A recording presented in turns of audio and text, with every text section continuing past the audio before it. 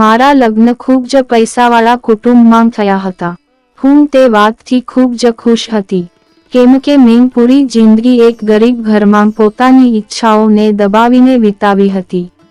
મને પૈસાની કદર અને કિંમત બંને હતા, કેમ કે અમે મમ્મી અને પપ્પા પાસેથી 2 રૂપિયા માટે પણ માર ખાધો હતો. મારા લગ્ન ક્યારે પૈસાવાળા કુટુંબમાં નક્કી થયા તો મેં કંઈ પૂછ્યું નહીં કે મારા લગ્ન કોની સાથે કરાવી રહ્યા છો. હું એ વાતથી ખુશ હતી કે હું લગ્ન કરીને આ જેલમાંથી નીકળીશ ને એક મોટા મહેલમાં જઈ જ્યાં નોકરો મારી આગળ પાછળ ફરશે અને હું ખાલી એમને હુકમ કરીશ. અને એ સાચું પણ હતું. જ્યારે લગ્નના દિવસે જાન મારા ઘર આંગણે આવી ત્યારે મેં વિચાર્યું પણ નહોતું કે આટલા મોંઘા અને સ્માર્ટ કપડાં પહેરીને જે લોકો મારા ઘરે આવ્યા છે તે મારા સાસરિયાવાળા છે. તેમના બધાના ચહેરા પર એક ચમક ખૂબસૂરત હતી. અમારી પોળ તો ગરીબોની પોળ હતી. મેકઅપ પણ સસ્તો કરાવ્યો હતો. પણ એ લોકો જ્યારે લગ્ન કરીને મને તેમના ઘરે લઈ ગયા તો હું જોતી જ રહી ગઈ. તે ઘર નહીં પણ રાજા મહારાજાઓના મહેલ જેવું હતું. અનેક ફૂલો અને લાઇટોથી સજાવેલો તે મહેલ ઝળહળી રહ્યો હતો. મને લાગ્યું કે હું કોઈ નવી જ દુનિયામાં આવી ગઈ છું. હવે ઘરે આવ્યા પછી મને સૌથી પહેલી ઈચ્છા મારા પતિને જોવાની હતી, કે મારા મમ્મી અને પપ્પાએ મને મારા પતિનો ફોટો પણ નહોતો બતાવ્યો. તેમણે કહ્યું હતું કે તું અમારી દીકરી છે અને ડાહી દીકરીઓ ફોટા જોવાની ના કરે. એ જમાનામાં છોકરીઓને પોતાના પતિનો ફોટો જોવાતો હતો, પણ મારા મમ્મી પપ્પાએ મને તે હક પણ ન આપ્યો. લગ્ન પછી જ્યારે હું રૂમમાં ગઈ તો મારું સ્વાગત મારા પતિને બદલે મારી સાસુએ કર્યું અને મને મારા સાસુના રૂમમાં બેસાડી દીધી. હું એમ સમજી કે કદાચ હજી કોઈ રીતે કે રસમ બાકી રહી ગઈ હશે. પછી ત્યાં થોડી છોકરીઓ આવી અને થોડી નાની મોટી રીતરસમ કરી, પણ મારા પતિના ચહેરા ઉપરથી ચહેરો હટાવ્યો ન હતો. મને થોડી નવાઈ લાગી, કેમ કે અમારે ત્યાં ચહેરા પર બાંધે પણ મોં પર ચહેરો બાંધ નહીં. મને થયું આ રૂપિયાવાળા છે એટલે ટીવીમાં બતાવે એમ ચહેરો બાંધો હશે. હું નજરો નીચી કરીને બેઠી હતી. હું મારા પતિને જોઈ પણ મનમાં ને મનમાં ખૂબ જ ખુશ થતી હતી. બહુ બદમાશ. મને ક્યાં ખબર હતી કે મારી ખુશીઓ તો હવે શરૂ થવાની છે.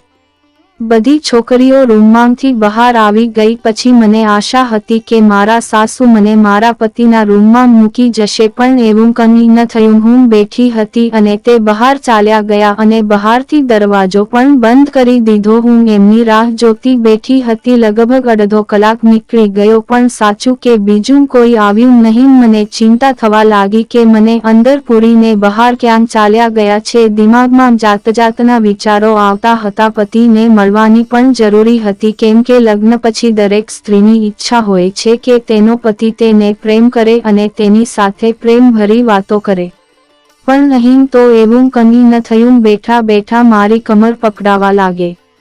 જેવી જઈને રૂમના દરવાજા પાસે જાવ તે પહેલાં જ દરવાજો તે ખોલ્યો અને મારા સાસુએ અંદર આવીને દરવાજો બંધ કરી દીધો. મને ખૂબ જ નવાઈ લાગી, પણ તેઓ મારી પાસે આવીને બેસી ગયા. તેમની સામે જોયું તો તે મને ધ્યાનથી નિરખી રહ્યા હતા અને થોડીવાર પછી બોલ્યા, બેટા, હું જાણું છું કે તું શું વિચારે છે. તો એમ વિચારી રહી હોય કે મારા પતિ કેમ હજી સુધી રૂમમાં નથી આવ્યા અને મારા સાસુ શું કામ ઘડી રૂમમાં આવી જાય છે. મને શું કામ રૂમમાં પૂરીને જતા રહ્યા હતા. પણ બેટા, તું એટલી દેખાવડી છો કે હું નથી ઈચ્છતી કે તને કોઈની નજર લાગે. હું તને તારા પતિ પાછે મોકલીશ, પણ ટાઈમ નથી આવ્યો. કામ કર લે, આ કપડાં બદલી લે એટલે તને સુવામાં સરળતા રહે. મારા સાસુ સારા હતા. તેમના મોઢા ઉપર પ્રમાણિકતા અને મમતા હતી અને તેઓ ખૂબ જ પૂજા પાઠ કરતા હતા. મને થયું કે ચલો, મારા સાસુ તો સારા મળ્યા છે, મોડર્ન નથી. કેમ કે હું પોતે ખૂબ જ સાદી અને ગરીબ ઘરની દીકરી હતી. મને એમ હતું કે મારા લગ્ન રૂપિયાવાળા ઘરમાં થયા છે તો આ લોકો ખૂબ જ મોડર્ન છે. તેઓ મોડર્ન હોત તો મારી મુશ્કેલીઓ વધી જાત. મને હજી સુધી ફેશન કે મેકઅપ કરતાં પણ આવડતું ન હતું. હું ચૂપચાપ ઊભી થઈ અને કપડાં બદલી આવી ગઈ. પલંગ ઉપર જઈને મેં ભગવાનને પ્રાર્થના કરી કે મને સારું ઘર આપ્યું છે અને પછી હું આડી પડી ગઈ. થાકના કારણે મને તરત જ ઊંઘ આવી ગઈ. સવારે જ્યારે મારી આંખ ખુલે તો મારા સાસુ મારી બાજુમાં સૂતા હતા. અને મને ખરાબ ન લાગ્યું પણ થોડું વિચિત્ર લાગ્યું કે આખી રાત ગઈ અને મારા પતિ મારી પાસે આવ્યા પણ ન હતા. મારી સાસુને મને એક નવી સાડી આપી અને કહ્યું કે તું આ પહેરી લે અને તૈયાર થઈ જા, હમણાં બધા મહેમાન આવશે તને મળવા માટે, તું તારા પતિને પછી મળજે અને અત્યારે મહેમાનોને મળવાનો સમય છે. હું નવી સાડી પહેરીને એકદમ સરસ તૈયાર થઈને આવી ગઈ. ધીમે ધીમે 5-10 બાજુવાળા બધા મળવા આવવા લાગ્યા. મારી સામે જોઈને કહેતા કે આ સુનિલની પત્ની છે. મને નવાઈ લાગી કે આવું કેમ કહી રહ્યા છે.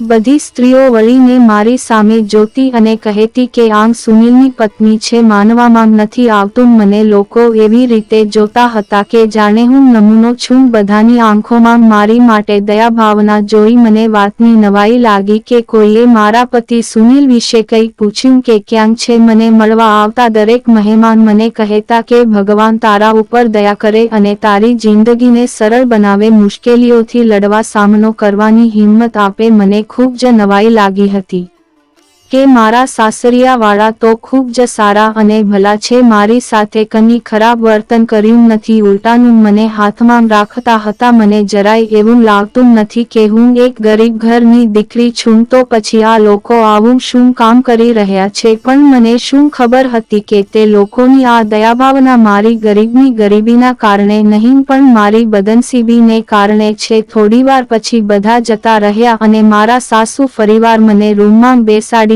બહાર ગયા. તે જ્યારે બહાર જઈ રહ્યા હતા ત્યારે મેં તેમની પાસે બોલાવ્યા. મમ્મી, તેમને કહ્યું કે મને ખબર છે કે તને સુનિલને મળવાની જલ્દી છે પણ સુનિલને મળવું ક્યાં સહેલું નથી. તેને મળવા માટે ઘણી કસોટીઓ દેવી પડશે અને તે કસોટીઓ પાસ પણ કરવી પડશે. હું થોડી ગભરાઈ ગઈ. મને થયું કે કેવી કસોટી દેવી પડશે, આ લોકો મારી સાથે શું કરશે. મારા સાસુએ કહ્યું કે તારે પોતાને સુને લાયક બનવું પડશે. મને થોડું આશ્ચર્ય થયું અને મારી સાસુને પૂછી જ લીધું કે જો હું સુનિલને લાયક નહોતી તો તેમને મારી સાથે લગ્ન જ શું કામ કર્યા. તો મારી સાસુએ કહ્યું કે પતિને મળવાની આટલી બધી જલ્દી શું કામ કરે છે. અમારા જમાનામાં તો જ્યારે પણ માંગવું આવતું તો છોકરીઓ બહાર નીકળતી અને એક અઠવાડિયા સુધી પતિની સામે નજર મિલાવીને જોઈ પણ નહોતી શકતી અને અત્યારની છોકરીઓને ખૂબ જ ઉતાવળ હોય છે.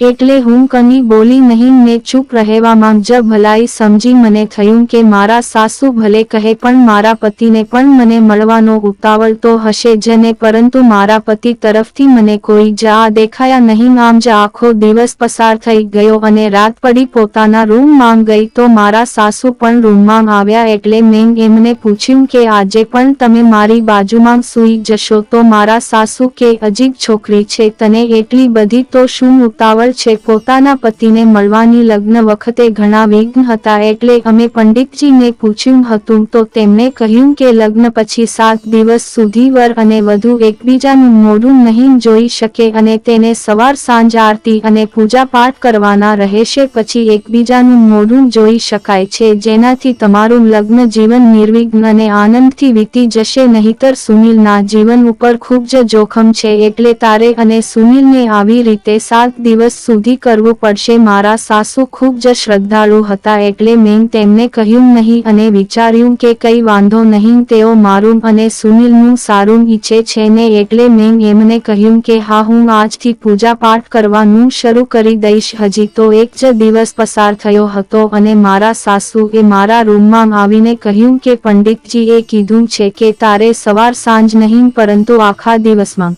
5 વખત આ મંત્રજાપ અને પૂજા પાઠ કરવા પડશે. મને થયું કે ચલો કંઈ વાંધો નહીં, હું મારા અને સુનિલના સુખી લગ્ન માટે અને સુનિલની જિંદગી માટે એટલું તો કરી જ શકું. હું 5 વખત પૂજાપાઠ કરી લઈશ. મારા સાસુએ કહ્યું કે તું સુનિલ સાથે વાતો કરી શકીશ પણ તેનો ચહેરો 7 દિવસ સુધી તો નહીં જ જોઈ શકાય. તારે એની સાથે જ વાત કરવી હોય તો હું તને આ સફેદ દુપટ્ટો આપું છું.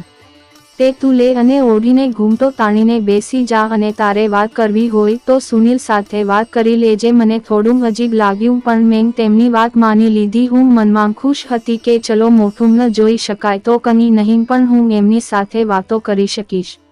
એટલે મેં તો ઘૂમટો ઓઢી લીધો અને લાજ કાઢી લીધી. તે દુપટ્ટામાંથી હળવી કંઈક સુગંધ આવી રહી હતી. મને કંઈ ઘટના બનવાની શંકા થઈ પણ મેં ધ્યાન ન દીધું. થોડીવાર પછી મને માથું ભારે લાગવાની અને થોડો થાક અને નબળાઈ હોય તેવું લાગવા માંડ્યું અને મારી આંખો પણ ઘેરાવા લાગી, જાણે કે કંઈક નશો ચડ્યો હોય એવી થઈ ગઈ. મને કંઈ ભાન ન હતું. બસ એવું લાગ્યું કે કોઈએ મને તેડીને ને પલંગમાં સુવડાવી દીધી છે. એવું હું જ્યારે સવારે ઉઠી તો મને ખૂબ જ થાક અને નબળાઈ લાગી રહ્યા હતા અને મારું માથું પણ દુખી રહ્યું હતું. મારા સાસુ મારા રૂમમાં આવ્યા અને કહ્યું કે લે બેટા દૂધ પી લે. આખો દિવસ મારા સાસુ મને ખૂબ જ પ્રેમથી ખવડાવતા અને મારું ખૂબ જ ધ્યાન રાખતા. થોડી વારે તેઓ દૂધ, ડ્રાયફ્રૂટ, શરબત કે બધું ખવડાવતા રહેતા. આમને આમ 6 દિવસ પસાર થઈ ગયા. આજે 7મો દિવસ હતો કે કાલે સુનિલને જોઈ શકીશ. તે દિવસે પણ રાત્રે હું પૂજા કરવા બેઠી ત્યારે મારા સાસુ મને દુપટ્ટો દઈ ગયા અને થોડીવાર પછી ફરી મારી આંખો ઘેરાવા લાગી અને હું અડધી બેભાન હોય એવી થઈ ગઈ. મને ખબર ન પડી કે ક્યારે સૂઈ ગઈ. સવારે ઉઠી તો મારા સાસુ મારા માટે દૂધ લઈને આવ્યા હતા. તેમણે કહ્યું બેટા આ દૂધ પી લે, રાત્રે પૂજાપાઠ કર્યા એના કારણે તું થાકી ગઈ હોય. અને મારા સાસુને કહ્યું કે પૂજાપાઠ પૂરા થયા મને ઊંઘ આવી ગઈ હતી તો મારા સાસુને કહ્યું કે અરે બેટા આ શું કર્યું? કાલે 7મો દિવસ હતો એટલે મને હતું કે સુનિલને હું મળવા જઈશ પણ તે રાતની પૂજા પૂરી ન કરી એટલે તને હું સુનિલ સાથે મળવા નહીં કહી શકું.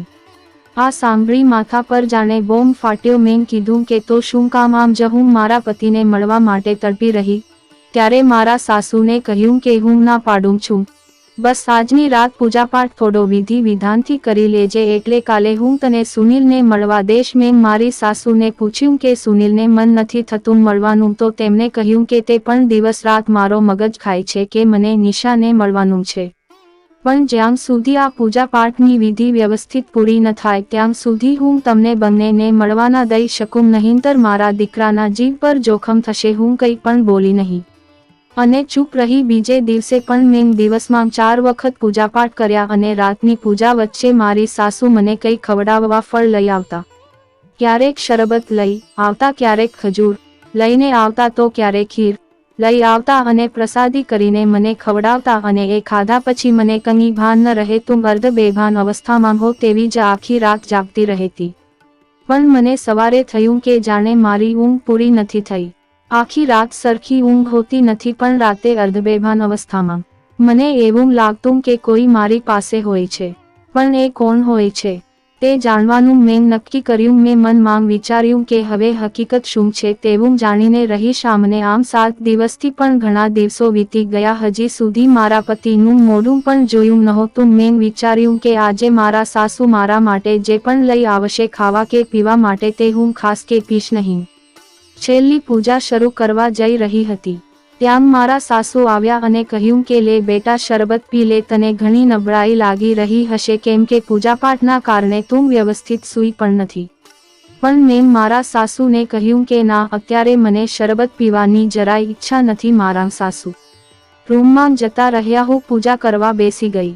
થોડી વાર પછી તે ફરીવાર મારા રૂમમાં આવ્યા અને મને જોઈને કહ્યું કે બેટા હવે તો પી લે. તું મને ના પાડી કે ના મને ઈચ્છા નથી તો તે ફરી જતા રહ્યા. થોડીવાર પછી તે પાછા આવ્યા. આ વખતે તેમણે કહ્યું કે સુગંધીદાર અંતર હતું, કંઈક જાણીતી સુગંધ હતી પણ ખૂબ જ સુગંધ આવી રહી હતી. મને એમ થયું કે મારા સાસુ રાત પડે એટલે ઘડી મારા રૂમમાં શું કામ આવું કરવા લાગે છે. તે જતા રહ્યા અને થોડીવાર પછી પાછા આવ્યા અને કહ્યું કે મેં તને કેટલી વાર કીધું છે કે પૂજા કરતી વખતે દુપટ્ટો માથે ઓઢી લેવાનો. મને એમ થયું કે ચાલો હું કંઈ ખાસ કે પીસ નહીં પણ દુપટ્ટો તો આમાં શું વાંધો છે.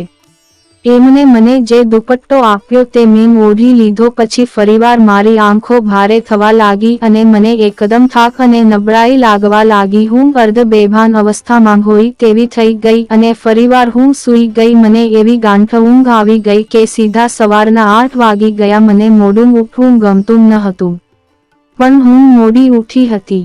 પણ મને સવારે ઉઠ્યા પછી તાજગીનો અનુભવ ન હોય એમ જ લાગતું હતું કે શરીરમાં બદલાવ થયો છે, થાક લાગી રહ્યો છે. હવે નક્કી કરી લીધું કે આજે રાત્રે હું મારા સાસુ માં આવે તે પહેલાં જ સૂઈ જવાનું નાટક કરીશ. એટલે રાત પડી અને હું પલંગ ઉપર સૂઈ ગઈ. મારા સાસુ જ્યારે રૂમમાં આવ્યા તો એમને મને બોલાવી પણ હું ઊભી ન થઈ એટલે અમને લાગ્યું કે હું સૂઈ ગઈ છું એટલે તેઓ જતાં રહ્યા. આંખ બંધ કરીને એમ જ પડી રહી. થોડીવાર પછી મને રૂમનો દરવાજો ખોલવાનો અવાજ આવ્યો અને ફરીવાર દરવાજો બંધ થયો. હું આંખો ખોલીને બેઠી હતી પણ આંખ બંધ કરીને પડી રહી. ધીમે ધીમે કોઈ મારી તરફ આવી રહ્યું હોય તેવી મને લાગ્યું. થોડીવાર પછી કોઈ પણ મારી બાજુમાં બેઠું અને એને મને હાથ લગાવ્યો. હાથ લગાડતાની સાથે જ અચાનક હું ઝબકીને આંખો ખોલી અને સામે જોયું તો ખૂબ જ કદરૂપો અને એક આંખ વગરનું એક માણસ હતો. હું તેને જોઈને એટલી બધી ડરી ગઈ કે હું દોડીને ચીસો પાડતી રૂમની બહાર જતી રહી. મને રૂમની બહાર એ આવી જોઈને મારા સાસુ એકદમ ચોંકી ગયા. તેમના મોઢાનો કલર બદલી ગયો. તેમને થયું કે હું તો સૂઈ ગઈ હતી ને બારી કેમ આવી. મેં તેમને કહ્યું કે મારા રૂમમાં કોઈ ડરામણું અને કદરૂપો માણસ છે. ત્યારે તેમને કહ્યું કે બેટા મને માફ કરી દેજે, મેં તારી સાથે ઘણું ખોટું કર્યું છે. પણ તે તારો પતિ. આ સાંભળી મને તો જાણે કોઈએ મારા માથા ઉપર બોમ્બ ફોડ્યો હોય એવું લાગ્યું કે હું દોડીને રૂમમાં ગઈ અને મારા કપડાં બેગમાં ભરવા લાગી. કહ્યું કે હું નહીં રહું, હું ભલે ગરીબ ઘરની પણ આવો પતિ મને મંજૂર નથી. હું જ્યારે કપડાં ભરી રહી હતી ત્યારે મારા સાસુ મારી પાસે આવ્યા અને કહ્યું કે બેટા તને નબળાઈ, થાક અને ચક્કર જેવું લાગતું હતું એટલે તારો ચેકઅપ કરાવ્યું હતું અને તે રિપોર્ટમાં આવ્યું છે કે તું ગર્ભવતી છો. તું મારા દીકરાના બાળકની માં બનવા જઈ રહી છે અને અમને એક વારસદાર આપવા જઈ રહી છે. તો તું ઘર મૂકીને શી રીતે જઈ શકે? મને કંઈ સમજ ન આવી. મેં તેમને કહ્યું કે ક્યારે ચેકઅપ કરાવ્યો, મને કંઈ જ ખબર કેમ નથી. તો તેમને કહ્યું કે તું રાત્રે અર્થ બેભાન અવસ્થામાં હતી ત્યારે મેં ડોક્ટરને બોલાવીને તારું ચેકઅપ કરાવ્યું હતું. ઘણા બધા વિચારો મારા મનમાં ચાલી ગયા હતા કે મારી સાથે આટલું બધું ખોટું થઈ. મને કંઈ જ ખબર ન પડવા દીધી. મારા પતિ એટલા કદરૂપા હતા કે તેને જોઈને કોઈ પણ ડરી જાય. ખબર નહીં તે પહેલાથી એવા હતા કે કોઈ અકસ્માતમાં એવા થઈ ગયા હતા અને બેગ ભરીને મારા માતા પિતાના ઘરે જતી રહી અને મેં તેમને બધી વાત કરી તો મારી માં રડતા રડતા મને કહ્યું કે બેટા અમને માફ કરી દે, અમને આ હકીકત વિશે ખબર છે પણ અમારી મજબૂરી હતી એટલે અમે તારા લગ્ન તેની સાથે કરાવી આપ્યા અને કહ્યું ત્યાં તમારી મજબૂરી નહીં પણ તમારી લાલચ હતી જેના કારણે તમે મને આવા પતિ સાથે પરણાવી દીધી. હું આટલી રૂપાળી અને દેખાવડી હતી છતાં તમે મારા લગ્ન આટલા કદરૂપા વ્યક્તિ સાથે કરાવ્યા. લગ્ન થયા ત્યારે મારા કેટલા બધા અરમાન હતા તે બધા જ તમે ભાંગી નાખ્યા. ત્યારે મારી માએ કહ્યું કે બેટા ગરીબ ઘરની દીકરી સાથે પરણવા કોઈ જલ્દીથી તૈયાર ન હતો અને સામેથી બધા કર્યાવરની માંગ કરતા હતા. ત્યારે આનું માંગો આવ્યું તો અમે એને ના ન પાડી શક્યા. તેમને કર્યાવર લેવાના બદલે સામેથી અમને ઘણા રૂપિયા આપ્યા અને અમારી ઘણી મદદ કરી હતી. મારી માની વાતો હું સાંભળી રહી હતી ત્યાં દરવાજો ફરવાનો અવાજ આવ્યો. દરવાજો ખોલીને જોયું તો મારી મોટી બહેન સામે રડતી ઊભી હતી. તેને જોઈને લાગી રહ્યું હતું કે તે પણ પોતાના પતિ સાથે ઝઘડો કરીને આવી હતી. મેં તેને પૂછ્યું કે તારા પતિ સાથે તારે માથાકૂટ થઈ, તને પણ કંઈ વાંધો આવ્યો છે?